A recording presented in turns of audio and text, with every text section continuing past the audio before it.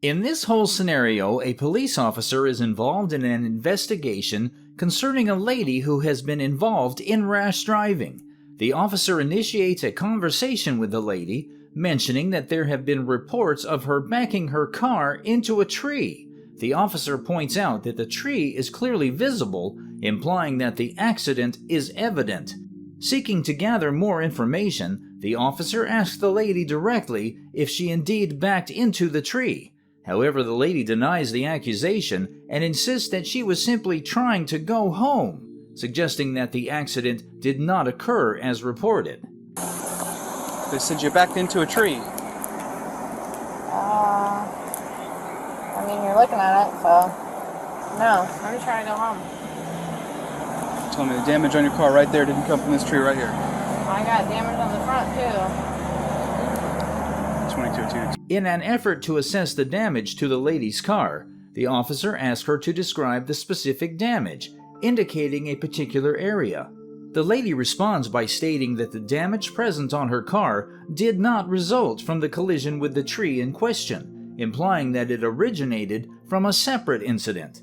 To verify the lady's identity, the police officer politely requests her to provide her identification, to which she complies and apologizes for any inconvenience caused. Florida 2030 event. Do you have your ID with you, ma'am? Yeah, of course.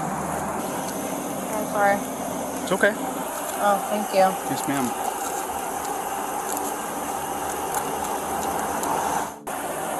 Here we go. All right. Sorry, it's hard to see. That's okay. The officer acknowledges the apology, reassures the lady, and proceeds to examine the identification document provided to confirm her identity and potentially gather relevant information. In the course of the interaction, the officer briefly mentions that there are concerns about the lady potentially being under the influence of intoxicating substances. So they're just saying there's some concerns that you might be under the influence of an intoxicating substance. Have you had any alcohol today? After being asked by the police if she has had any alcohol that day, she confirms that she has, in fact, had alcohol earlier in the day. The officer is interested in finding out additional information, so he asks the lady how much she had to drink earlier. In response, she mentions that she had around 2 alcoholic beverages. The officer then inquires as to the time at which she drank the beverages, to which she responds, about 8.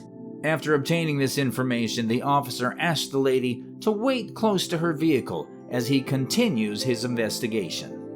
Have you had any alcohol today? I have. Okay. How much did you have to drink earlier? Probably 2 drinks. 2 drinks. About what time? What time is it right now? It's 10 o'clock. Probably 2. 2. Yeah. 2 p.m.? No, 2 drinks. About what time? Probably start off at 8.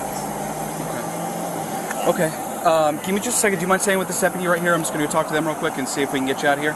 Yeah, that's fine. Continuing with the investigation, the police officer approaches the lady who reported the incident. They exchange greetings. The lady confirms that she witnessed the lady being investigated hitting the tree. According to her account, she was outside smoking cigarettes when she noticed the lady sitting in a parking spot for a few minutes.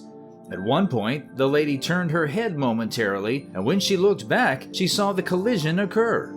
Then the officer also mentions that there was debris on the back of the lady's car, despite her denial of hitting anything. You saw her hit that tree? Yeah, well, I was out here smoking a cigarette, and she was in the parking spot. Yeah. She'd been sitting there a few minutes, and I turned my head like this and back over, and it went. Yeah, I see she got debris on the back of her car. She's saying she didn't hit anything. Yeah. The officer seeks further clarification, asking the lady if she can positively confirm that the lady being investigated was the one behind the wheel of the vehicle during the incident. The lady affirms this, stating that she saw her driving the car. The officer acknowledges this information and continues the conversation. Considering the evidence at hand and the possibility of arresting the lady for driving under the influence, DUI, the officer asked the witness if she would be willing to appear in court and testify as to the identity of the driver. The witness willingly agrees, expressing her readiness to support the case by stating that she would come to court and identify the lady as the driver if needed. So you could say that absolutely she was behind the wheel of that vehicle. She was. Okay, so if I even asked her to move it forward into a parking spot. She moved it like 3 feet. So if I arrest her for DUI, would you be willing to come to court and identify her as the driver? Then the police officer again approaches the lady who was involved in the collision with the tree. The officer informs her that there is a witness who claims she hit the tree while driving the vehicle. Before allowing her to leave, the officer explains that they need to ensure she is fit to drive.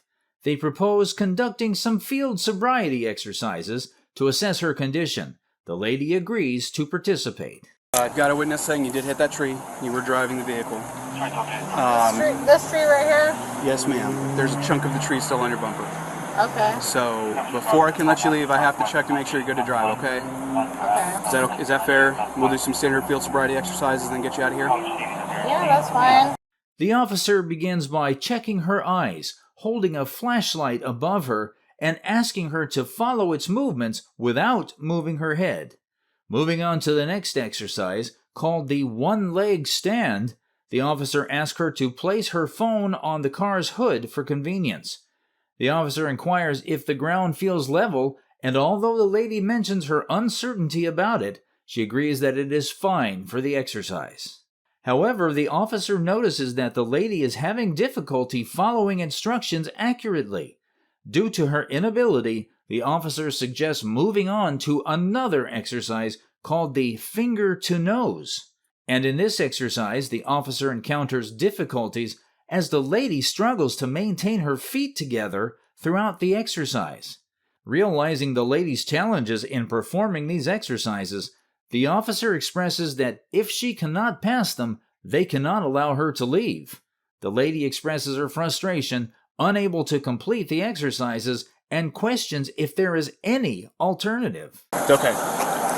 So the first exercise we're going to do, I'm just going to check your eyes.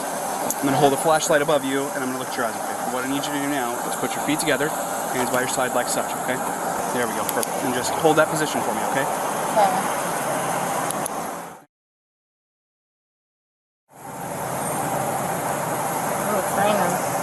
The next exercise we'll do is called the one-leg stand. Feel like this, you're not going to fall over? I don't feel like this is level ground, but okay, where would you feel more comfortable? I don't know, this is fine though. Okay, so what I'm going to have you do right now is put your feet together, hands by your side again. All the way together for your feet. There we go. Hold that position, okay? When I tell you to begin this exercise, what I'm going to have you do is pick a knee of your choice or a leg of your choice, to whichever one you're more comfortable with. When you pick it up and you hold it, it's going to be about 6 inches off the ground, or about the size of a Coke can. Okay.